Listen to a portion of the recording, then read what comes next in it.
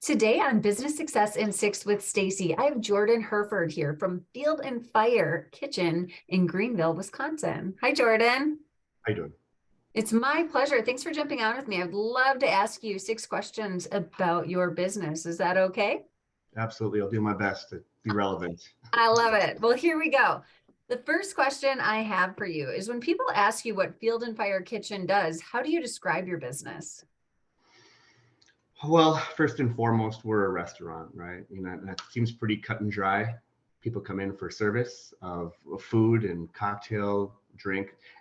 We're expected, we have an expectation to provide that service. So number one, we have to kind of crush that aspect of our job.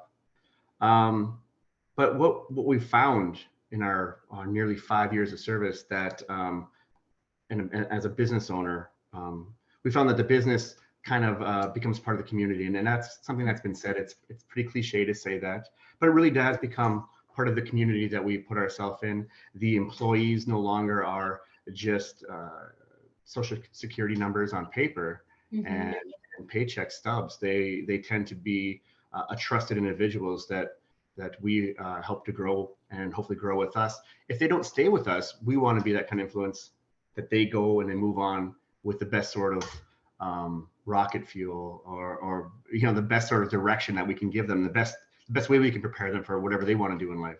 Yeah. So instead of just a singular aspect, it's turned into far more. So we're responsible in our minds for more than just delivering delicious food and a good experience. We're trying to connect some way with employees and the locals. That's really cool that you say that. Absolutely. And I don't think it's cliche at all when you say, you're part of the community and you're growing the community. I think that's a reality of a good business owner and a good business. So thank you for sharing that.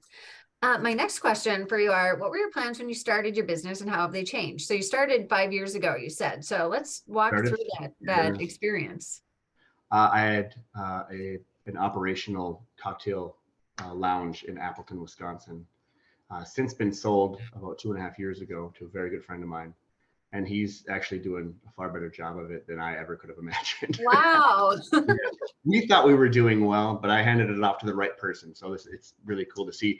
That being said, I've always been interested in food. My wife and I, when we travel, we want to make sure the culinary experience is part of our travel. I hate the word foodie because, Mm. uh, I mean, who doesn't like delicious food? You're not you don't you don't get to go to sit in first class because you like food. You're a human being that likes delicious food. So Totally. personal challenge that I gave myself, much like the cocktail lounge, is I wanted to kind of exemplify the places I loved when I travel and bring it Mhm. back to Wisconsin. We have some good restaurants in my small areas in the county and the cities we're in, but I wanted to be part of that, and I wanted to be something that somebody that was respected and somebody that's successful in that stylistic that I had envisioned in my mind. Mhm. So I, I guess when working with cocktailing versus the restaurant, the ability to not only manage delivering cocktails, the food side had created its own set of challenges that even though working in the past in restaurants, I was unaware of how to be successful for the long term. So I found a business partner as I was creating the restaurant. The chef now we have Ryan Sherman, who's now a partner of the restaurant. That's He, awesome. yeah, he's great.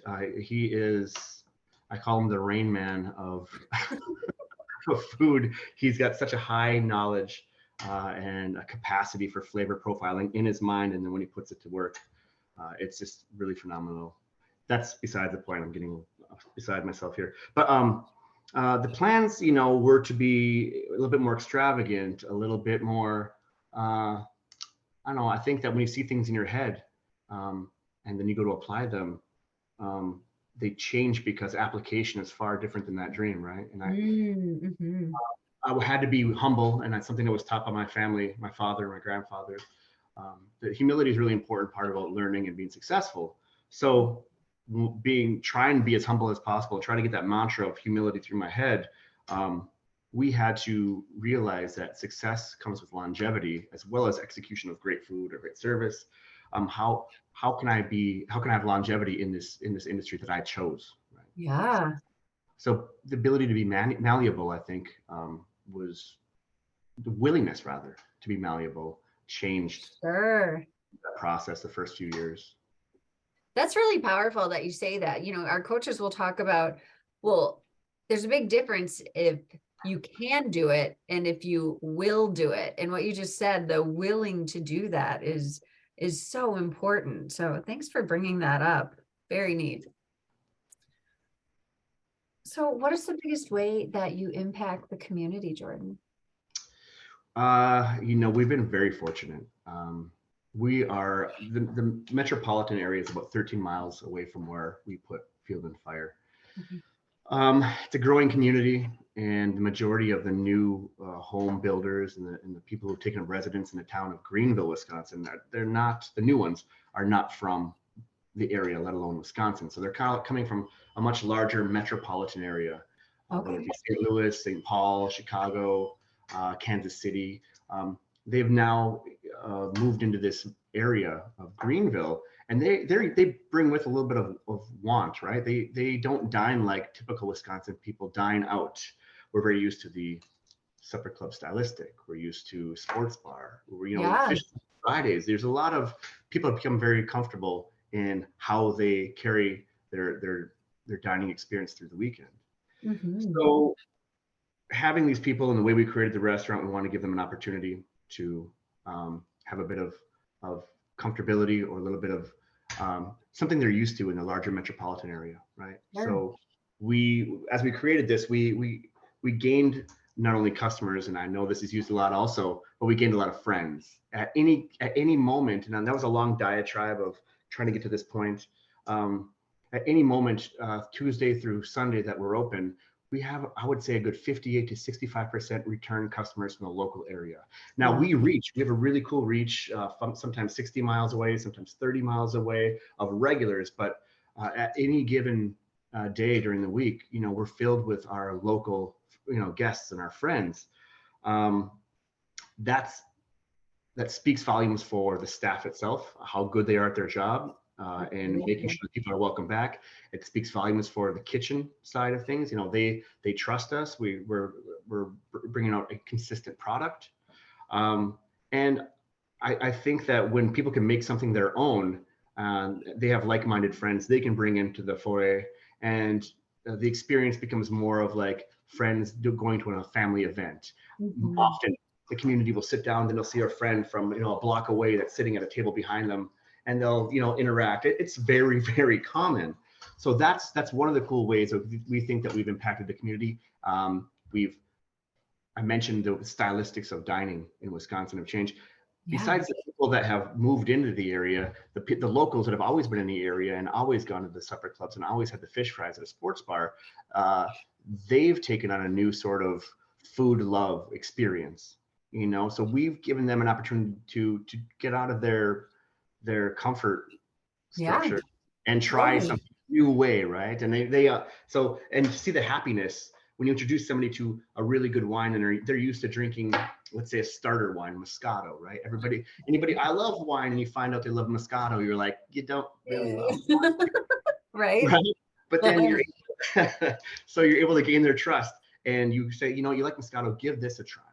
And Sure. then over a period of time, they've changed their palate, or it's grown rather, and then they'll come to you and said, hey, I was in Chicago and I tried this wine. Have you ever heard of it?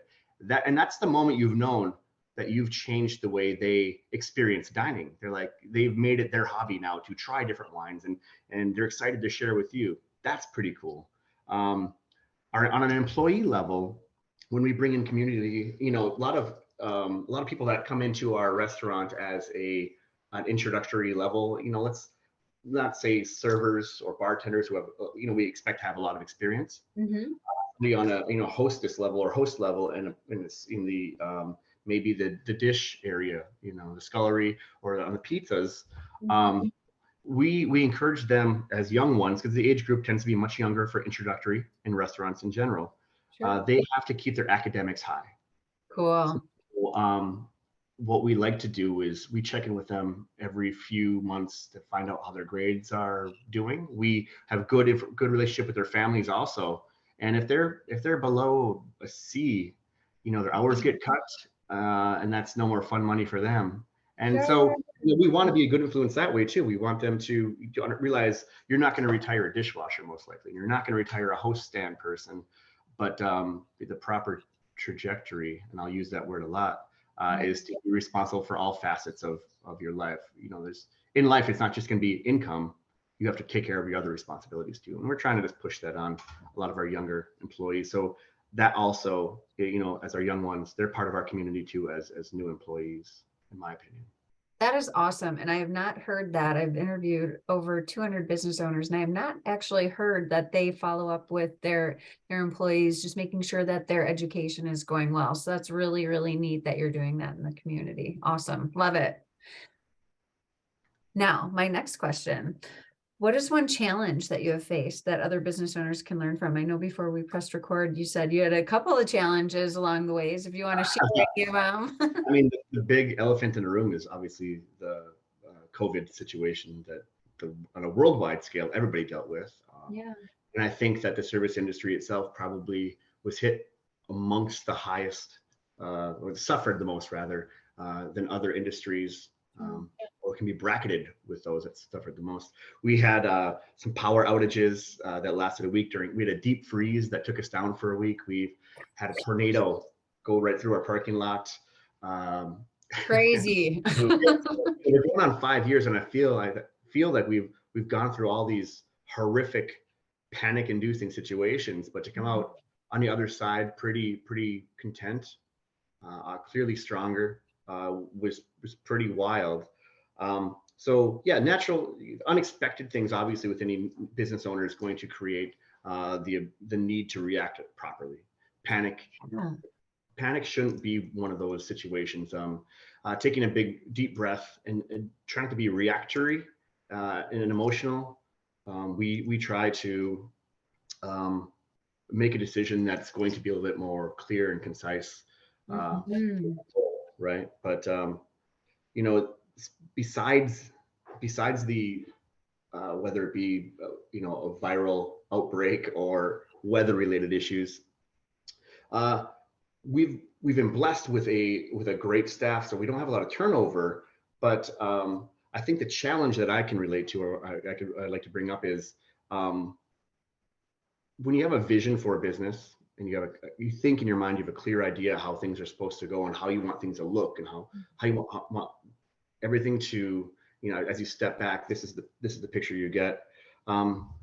Being able to make some sort of like a malleable move, or keep your intent, this is my value of what I want to show to other people, but the willingness to make a change and not be too prideful about that change is a challenge with any business owner. I mean, people who just dig their heels in, well, you'll find, I think there's a track record for it. People who dig their heels in and say, this is how I want to do it, and not listen to any sort of an outside opinion. I don't think their success rate, I don't have numbers in front of me, but seeing over the years of being using my eyes, ears, and my five senses rather, things don't seem to go well for those who are unwilling to make a change during a challenge, a personal challenge, business, regardless. Absolutely. Yeah. And that you're right. That can be related to personal, internal stuff in business and just about every area of your life, that Sure. if you're unwilling to learn from other people and make some shifts, even though you can have your value or your focus, like you said before, the same, that can still be there, but you have to be able to adjust. That's absolutely brilliant. Thank you for sharing that. I will forward that along to a couple of people that I know that might need to hear that as well. My next question for you is, what does the future look like to you? And do you have an exit plan? I know you said you sold another business 2.5 years ago. What's going on with Field and Fire? What do you want to do long term? Well, Field and Fire, I know, and this is going to sound, I'm sure it's probably great business sense to have an exit plan. I am very stubborn, and I have a very passionate idea of how long things, the longevity of like a project, right? But with Field and Fire itself, there's no exit plan. I think that if we were to do anything else after gaining the trust of our guests and the community, if we were to do another project in the service industry, food, it would just be under the umbrella of trust that they have given us, and not try to duplicate, rather to create something else under the same sort of ideals that we've shown them is, Cool. great, yeah, great experience, great service, great food, great, all of the above. And I think that's a far better way and a far better challenge, a realistic challenge, let me put it that way. If you ever try to duplicate a drawing, it's nearly impossible. People can spot the differences. It's pretty easy to spot the differences. I think that humans like to find fault, right? And no matter what it is.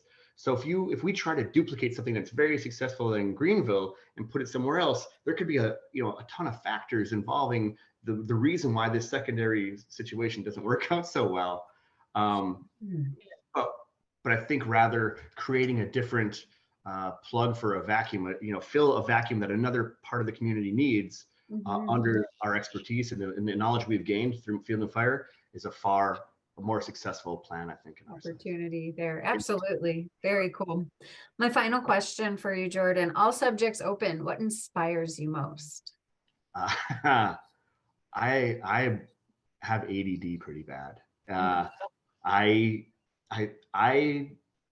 want to do everything. I think boredom is a real thing in my life, and I really want to do everything. Our time on this planet is extremely limited, and I find it unfair that I don't get to do all the things and see all the things. So I think my inspiration comes from doing things people think I'm not capable of doing. Oh, yes. I'm inspired by recreating an experience I once had or have had I love to travel. My wife and I we love to travel the world. Recreating experiences that we've had, positive experiences rather. Yeah. And I'm also inspired by, I want to be financially, to a reasonable degree, independent. I've been an employee. My first job was around, I think I was 8 or 9 years old, carrying newspapers. Wow. And, my father always encouraged me to shovel somebody else's driveway or walkway for a couple dollars in a neighborhood, or rake their leaves. Yeah. Yeah. And that's my alarm system is going off. I love it. He doesn't like the Amazon guy, apparently. Okay. Amazon is giving, not receiving. So that's It'll be okay. Absolutely. But I think that I don't want to leave a legacy by any means. I just want people to experience the same things I do. And I'm really excited about trying to do that. And again, being financially independent is pretty cool too. Absolutely. Isn't that is a dream that a lot of people have. And if you're not focused on that at all, then you're probably not going to reach it. But if we start focusing on these things in a positive way, and we can start manifesting some of that. So you're on the right track. And when you want others to have that positive experience, like that definitely leads to more good. So very inspiring.